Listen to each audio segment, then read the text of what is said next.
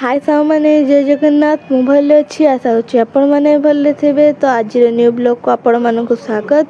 तो आपण मैंने भावुवे मुझे कुआड़े जाऊँगी तो मुझे जाऊँगी बलांगीर उत्सव।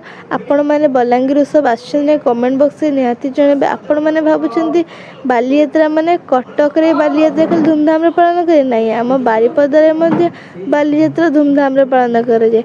तो मु फाइनाली ये बालीयात्रा रे पहुँची गली आउे आपण मानक बढ़िया बढ़िया सुंदर सुंदर हार आउ कानफुल मिल भेसलेट गार्डर साइड क्लिप क्लिप किंतु खाइबा दुकान टी कम बस चलो आउे सबू चूड़ी बस बहुत सारा साइड क्लिप अच्छी सांछुआ मान खेलना दुकान आ गाड़ी दुकान कथा कहले न सरे।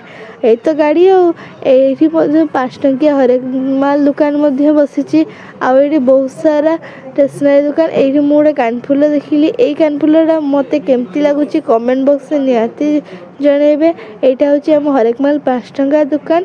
तो ये घर सामान दुकान बस मु तो संध्या बेल शीघ्र पलि आपण मैंने आसतु आ बलांगीर उत्सव देखु।